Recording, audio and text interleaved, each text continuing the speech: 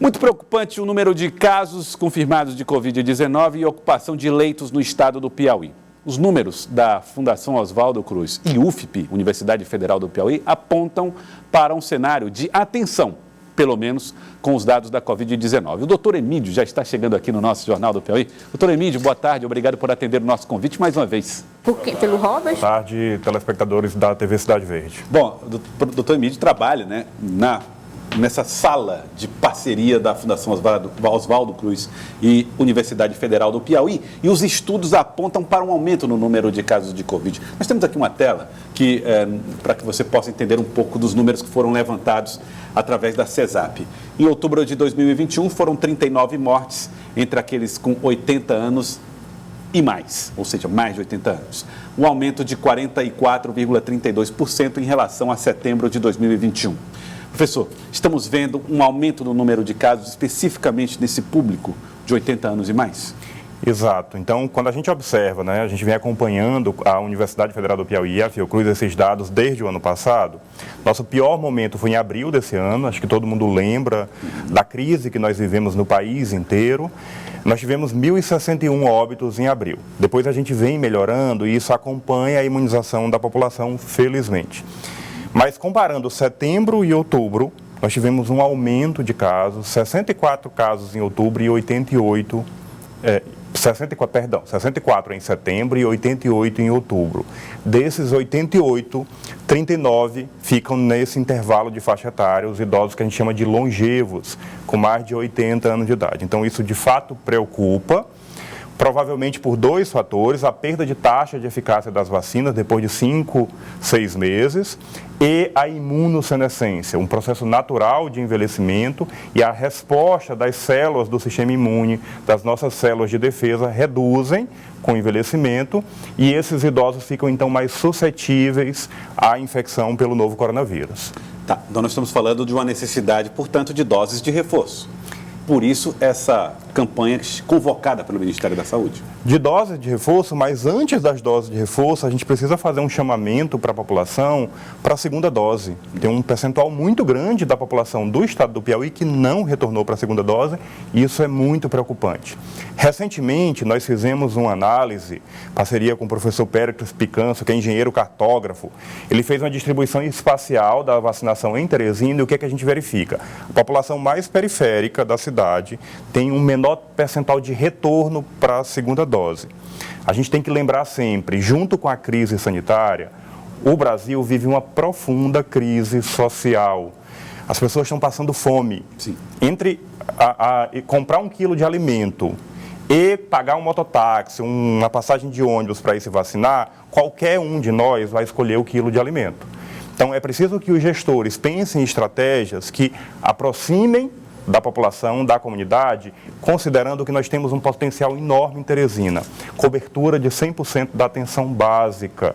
Tem agente comunitário de saúde, um profissional fundamental para cuidar da nossa saúde em cada rua da cidade. É preciso considerar essa inteligência acumulada dessas equipes de saúde e, junto com elas, traçar estratégias para, de fato, imunizar a população mais vulnerável do nosso estado. O senhor propõe capilaridade maior, chegar mais longe. E considerando a inteligência acumulada dessas equipes de estratégia de saúde da família, os movimentos sociais, a associação de moradores, e construir junto com eles as estratégias, porque possivelmente elas não sejam iguais para cada região da cidade, para cada região do estado. Então é preciso considerar a realidade social e, a partir disso, construir as melhores estratégias. Então, se eu pensar, por exemplo, que na Zona Leste as pessoas se deslocam mais facilmente, estou colocando aqui em hipótese, você pode centralizar mais, por exemplo, numa região perto da Ponte da Primavera, que as pessoas terão condições de se deslocar. Se eu vou para outras regiões da cidade, a estratégia tem que ser outra.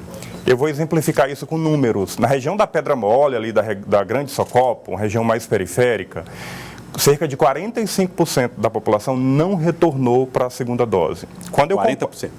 Quando eu comparo com a região do Jockey e do bairro de Fátima, uma região economicamente mais rica, esse percentual cai para 17%. Portanto, não é possível pensar na mesma estratégia para as diferentes realidades sociais. Perfeito, ficou claríssimo. Bom, vamos falar um pouco do impacto que a população com mais de 80 anos teve em função dos casos de Covid-19. Esses mapas mostram um pouco dessa realidade. Exato. A gente tem aqui o mapa de hospitalização em UTI, para que a população entenda. O Estado se organizou em 8 regionais de saúde de atenção à Covid, de hospitais de alta complexidade. Dessas 8 regionais, a gente percebe aqui em setembro que o Piauí estava quase todo verde, que é o melhor cenário, uma taxa de ocupação abaixo de 50%. Chama a atenção essa região, eu lembro que eu já vim aqui falar contigo há algum tempo, que essa região já chamava a atenção naquela época, essa região aqui em roxo, com taxa de ocupação de 100%. É região que compreende as regionais do Alto Parnaíba, região de Uruçuí, e Rios, Piauí e Taueiras em Floriano. Há aqui um vazio assistencial muito grande em saúde. Uruçuí não tem UTI Covid, a população precisa ser deslocada para Floriano.